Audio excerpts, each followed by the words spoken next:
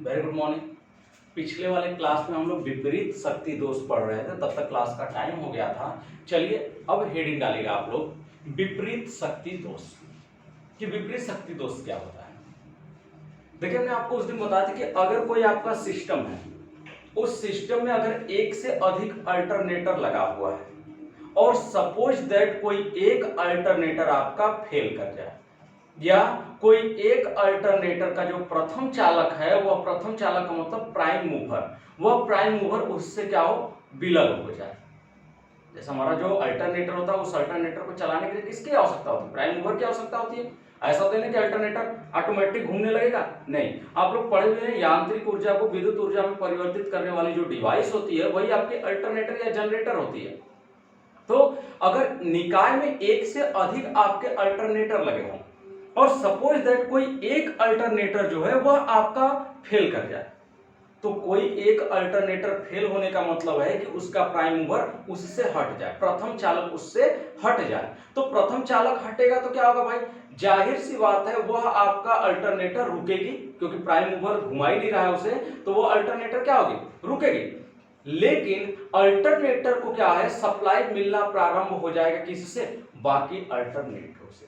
बाकी अल्टरनेटरों से क्या होगा, सप्लाई मिलना उसको प्रारंभ हो जाएगा, जिसकी वजह से वो मोटर की तरह व्यवहार करना शुरू कर देगी।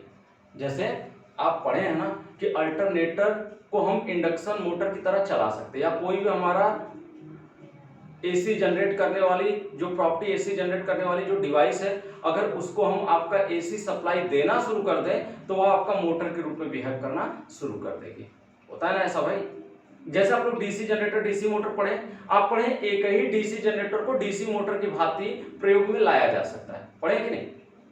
क्या होता है अंतर, डीसी जनरेटर को हम प्राइम मूवर के साथ घुमाते हैं, तो डीसी जनरेटर जब गति करता है तो बिजली पैदा करता है, लेकिन अगर उसको बाहर से हम बिजली देना शुरू कर दें तो वो क्या होगा, उसका जो रोटर होता है वो आपका, या आर्मेचर जो होता है वो गति करने लगता है, जिसकी वजह से वो क्या होता है, आपका मोटर की तरफ व्यवहार करना शुरू कर देता है। तो अगर कोई अल्टरनेटर है, अगर उसका प्राइम मूवर जो उसको घुमा रहा है, अगर वही प्राइम मूवर फेल हो जाए, तो उस प्राइम मूवर के फेल होने पर तुरंत जो बाकी अल्टरनेटर चल रहे हैं उनकी जो सप्लाई है वो कहां जाना प्रारंभ कर देगी, वह जाना प्रारंभ कर देगी जिस अल्टरनेटर का प्राइम मूवर हटा है।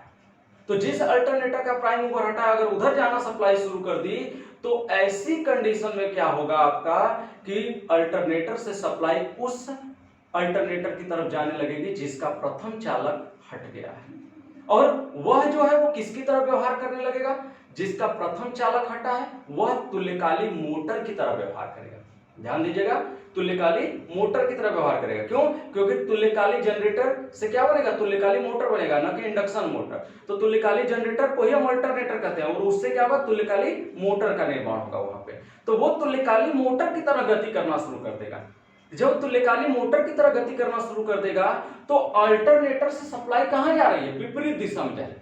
अल्टरनेटर जो है, जो निकाय में अल्टरनेटर लगे हुए हैं, ये आपका किसी सिस्टम में जो अल्टरनेटर लगे हुए हैं, एक से अधिक अल्टरनेटर, ये जो आपका एक से अधिक जनरेटर लगा है, एक से अधिक जनरेटर लगा है, या एक से अधिक अल्टरनेटर उसको कह सकते हैं लगा हुआ है, तो इन सबका काम क्या है, आपका बाहर की ओर सप्लाई भेजना, यानी आपका वो अपने केंद्र से, जनन केंद्र से वो क्या करते हैं, सप्लाई को आगे की ओर प्रेषित करते हैं। लेकिन एक आपका जनरेटर का प्राइम मूवर हटा, तो इनसे जो निकलने वाली सप्लाई है वह सप्लाई कहां जाना प्रारंभ कर देगी, वह सप्लाई आपका जाना प्रारंभ कर देगी इस अल्टरनेटर के अंदर, जिसकी वजह से ये अल्टरनेटर किसकी तरह बिहेव करेगा, तो ये अल्टरनेटर आपका सिंक्रोनस जनरेटर की भांति बिहेव करने लगेगा।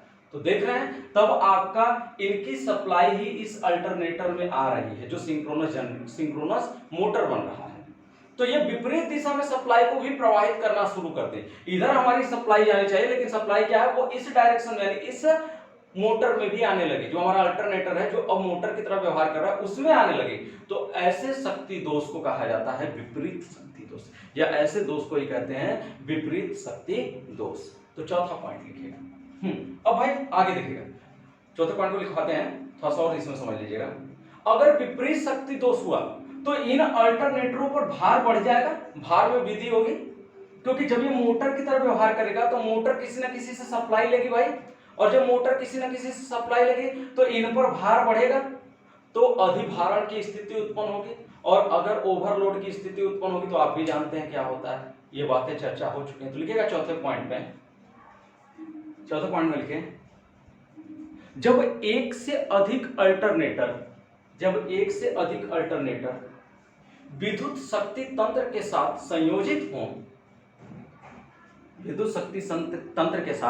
संयोजित हो और उनमें से किसी एक अल्टरनेटर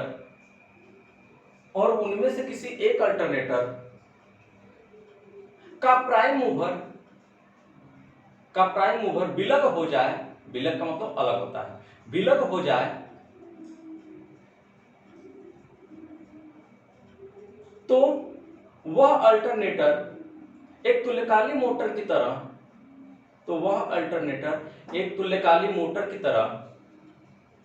व्यवहार करना शुरू कर देता है,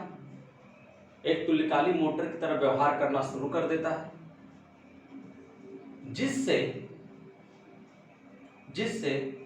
बाकी अल्टरनेटरों की सप्लाई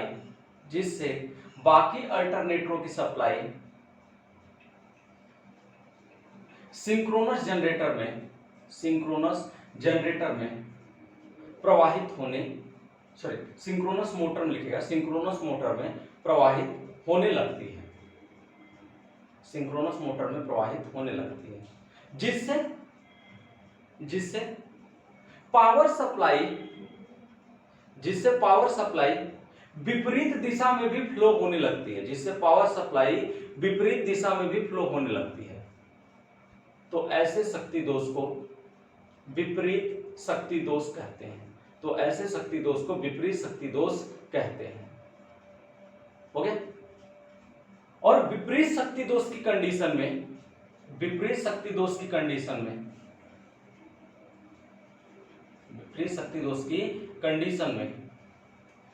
ओवरलोड की कंडीशन उत्पन्न हो जाती है, और इस स्थिति में हमारे सिस्टम की स्टेबिलिटी और रिलायबिलिटी समाप्त होने लगती है या कम होने लगती है।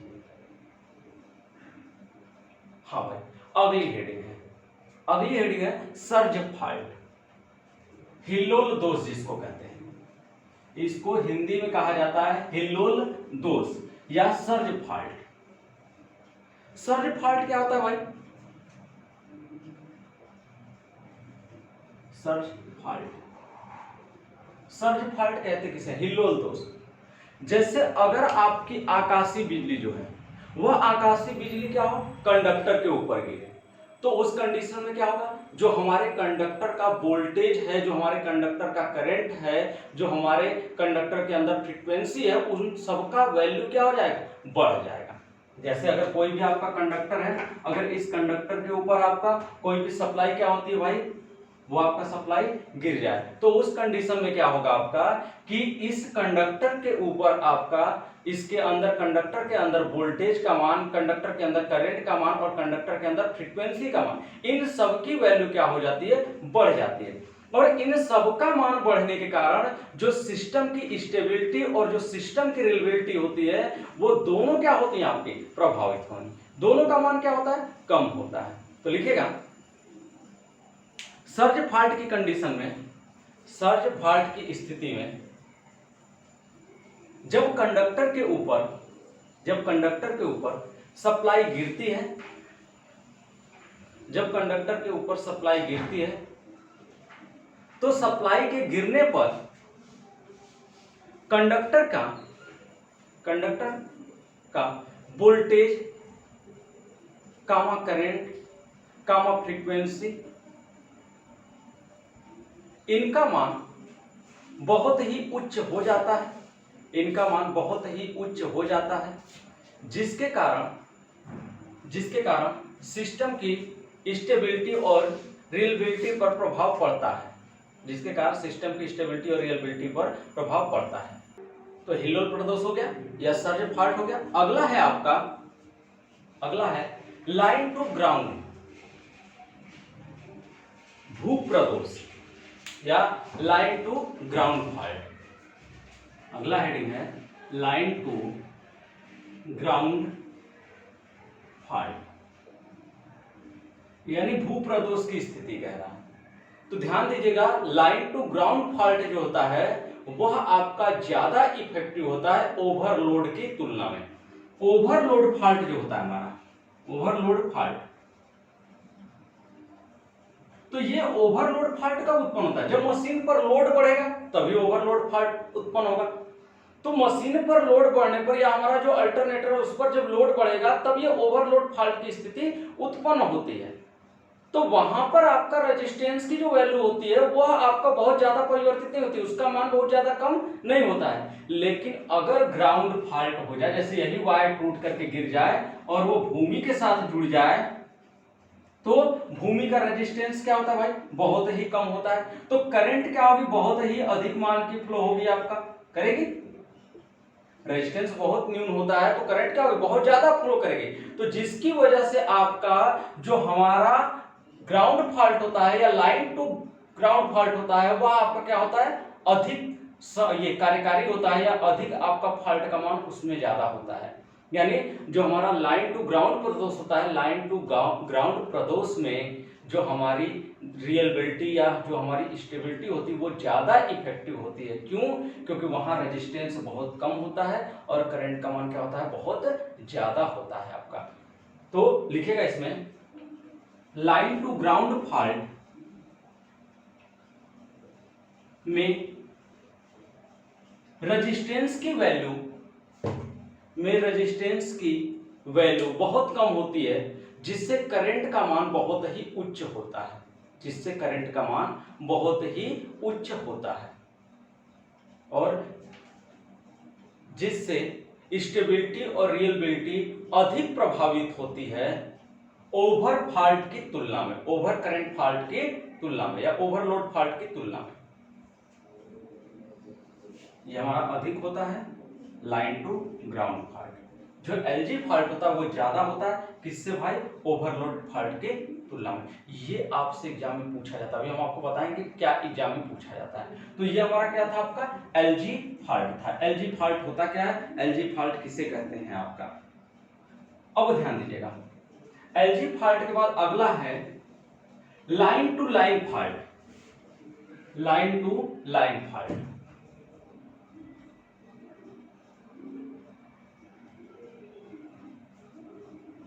Line to line fault.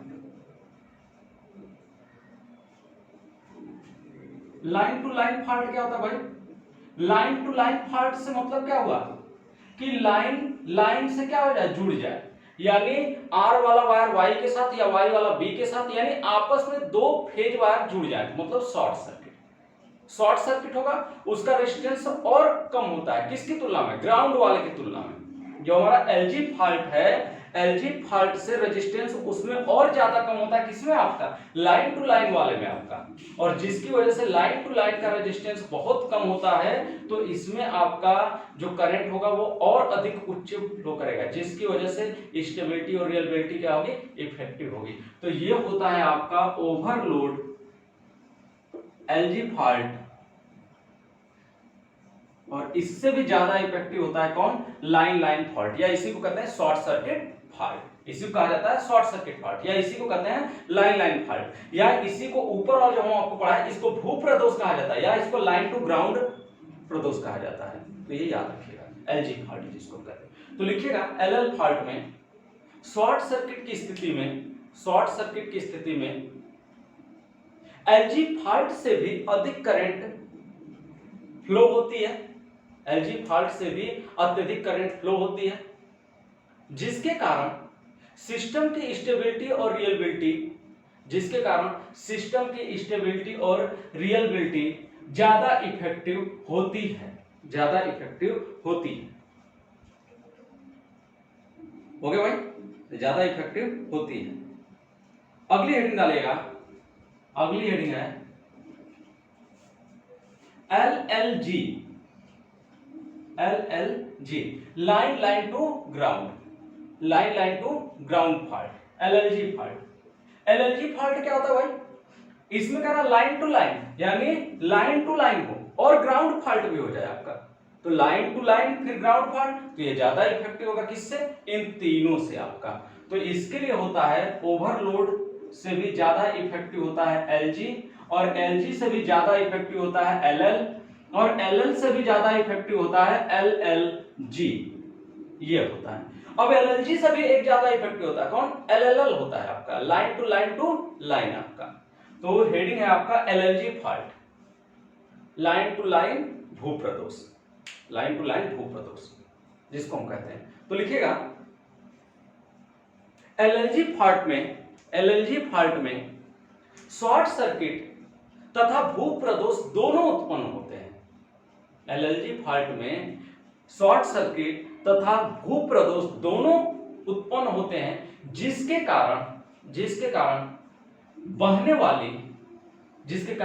वाली धारा का मान बहुत ही उच्च होता है,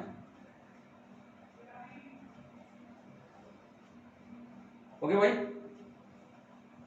अगली हेडिंग डालेगा, अगला हेडिंग है 3LLG या LLLG, 3LLG, ये line to ground fault, line to ground fault. अब ध्यान दीजिएगा, ओवरलोड फॉल्ट से ज्यादा इफेक्टिव होता है एलजी फॉल्ट, एलजी फॉल्ट से ज्यादा इफेक्टिव होता है एलएल फॉल्ट, एलएल फॉल्ट से ज्यादा इफेक्टिव होता है एलएलजी फॉल्ट, और एलएलजी फॉल्ट से भी ज्यादा इफेक्टिव होता है एलएलएलजी फॉल्ट।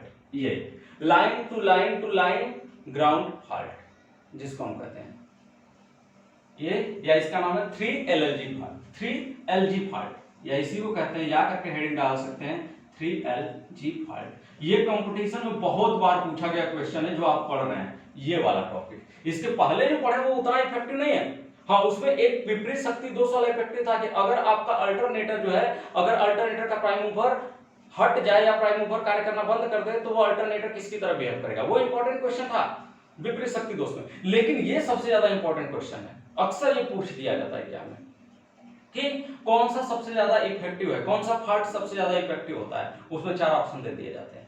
तो ये जानते रहिए, ये वाला बहुत मोस्ट इंपॉर्टेंट टॉपिक है। तो 3LG फॉल्ट जो होता है वह आपका ज्यादा इफेक्टिव होता है किससे, आपका LLG फॉल्ट से, LL फॉल्ट से, और आपका ओवरलोड फॉल्ट से। तो लिखिएगा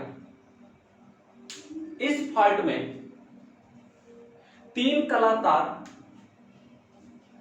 कलातार शॉर्ट सर्किट की स्थिति को उत्पन्न करते हुए यदि ग्राउंड के साथ संपर्कित हो जाते हैं तो इसे 3LG फॉल्ट कहते हैं, तो इसे 3LG फॉल्ट कहते हैं। और यह फॉल्ट ज्यादा इफेक्टिव होता है, LLG fault, LL fault, LG fault वह ओवरलोड फॉल्ट की तुलना में,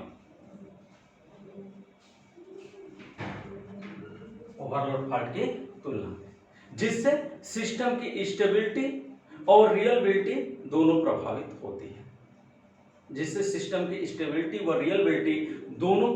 होती है, इसके बाद क्या आएगा भाई, इसके बाद आएगा 3L फॉल्ट। 3L फॉल्ट क्या आता है भाई, 3L फॉल्ट में तीनों तार आपस में क्या हो जाएगा, आपका शॉर्ट सर्किट हो जाएगा। तीनों तार आपस में क्या हो जाएगा, शॉर्ट सर्किट हो जाएगा, और वो ग्राउंड के साथ नहीं जुड़ेगा। देखो ग्राउंड का फॉल्ट जो होता है, अब ये 3L फॉल्ट, अब ये डाउट आएगा दिमाग में आपके, मैं चलिए डाउट पे चलता हूँ। LG है, ये क्या है, LL है, उसके बाद क्या है, LLG फॉल्ट है, उसके बाद क्या है, LLLG फॉल्ट है, और अब क्या है आपका 3L फॉल्ट आएगा। तो ये जो हमारा 3L फॉल्ट होता है, ये 3L फॉल्ट ये ज्यादा इफेक्टिव होता है। क्यों ज्यादा इफेक्टिव होता है, रीजन क्या है 3L फॉल्ट के ज्यादा इफेक्टिव होने का। तो 3L फॉल्ट जो होता है आपका, जब 1 2 3 तीनों तार आपस में जुड़ते हैं, तीनों तार आपस में जुड़ते हैं तो उस कंडीशन में क्या होता है आपका कि इसकी जो रेजिस्टेंस होती है वो जीरो हो जाती है। लेकिन जब ये ग्राउंड के साथ जुड़ते हैं, जब ये तीनों के तीनों ग्राउंड के साथ जुड़ जाए तो ग्राउंड का रेजिस्टेंस जीरो नहीं हो सकता। उसकी वजह क्या है? क्योंकि ग्राउंड की जो स्थिति होती है, कहीं पथरीली, कहीं सूखी, कहीं गीली, इस तरह की स्थितियां होती है। तो सभी जगह प्रैक्टिकली एक जैसा ग्राउंड नहीं होता और ग्राउंड का रेजिस्टेंस जिसकी वजह से हर जगह आपका एक जैसा भी उसका रेजिस्टेंस नहीं होता। ग्राउंड का रेजिस्टेंस आपका 1 ओम या उसके कोई ओम से कम होता है, 0.5, 0.6, इस तरह से अलग अलग होता है। लेकिन जीरो आपका बहुत ही रियर कंडीशन में उसको किया जाता है या उसको बनाया जाता है नमी युक्त करके। हम लोग नमी युक्त करके, अभी आप जाएंगे अगले सेमेस्टर में तो अर्थिंग पढ़ेंगे या इसमें भी आपको अर्थिंग पढ़ने के लिए मिलेगा। तो अर्थिंग आपको पढ़ने के लिए मिलेगा कि अर्थिंग क्या होता है, कैसे वर्क करता है आपका। क्लियर? तो ध्यान दीजिएगा, आपका जो थ्रियल फॉल्ट होता है वह थ्रियल फॉल्ट ज्यादा इफेक्टिव होता है किससे? 3LLG फॉल्ट से। क्यों? क्योंकि 3LLG फॉल्ट में आपका जो 3LG फॉल्ट है ये ग्राउंड के साथ जुड़ रहा है और ग्राउंड का जो रेजिस्टेंस होता है वो जरूरी नहीं है कि जीरो हो ही आपके ग्राउंड का रेजिस्टेंस। तो ग्राउंड के रेजिस्टेंस की वैल्यू जीरो नहीं हो सकती है, जरूरी नहीं है। इस वजह से आपका उसमें करंट ज्यादा मान की फ्लो नहीं करेगी, लेकिन इसका रेजिस्टेंस जीरो हो जाएगा आपका, जिसकी वजह से उसमें क्या होगा, बहुत ही उच्च मान की करंट फ्लो करेगी, जिससे सिस्टम की स्टेबिलिटी और रिलायबिलिटी ज्यादा इफेक्टिव होती है। तो लिखेगा थ्रियल फॉल्ट या तीनों सर्किट में शॉर्ट सर्किट, तीनों परिपथ में शॉर्ट सर्किट की स्थिति उत्पन्न होने पर जो फॉल्ट उत्पन्न होता है उसे हम LLL फॉल्ट या थ्रियल फॉल्ट कहते हैं। और ये फॉल्ट ज्यादा इफेक्टिव होता है 3LG की तुलना में। यह फॉल्ट ज्यादा इफेक्टिव होता है 3LG की तुलना में, जिससे सिस्टम की स्टेबिलिटी और सिस्टम की रिलायबिलिटी दोनों प्रभावित होती है, जिससे सिस्टम की स्टेबिलिटी और सिस्टम की रिलायबिलिटी दोनों प्रभावित होती है। तो हमने आपको एक से अधिक बता दिया है पॉइंट, एक से अधिक पॉइंट पे। ये हालांकि आपके बुक से बताया, इसके अदर भी मैंने और भी चीजें जो सर्ज फॉल्ट से ऊपर की चीजों को पढ़ा है, तो आपको इतना पढ़ा दिया है कि इसमें 4 से 5 पॉइंट आप बखूबी लिख सकते हैं। तो आज के लिए इतना ही, मिलेंगे नेक्स्ट डे नेक्स्ट टॉपिक पर। धन्यवाद।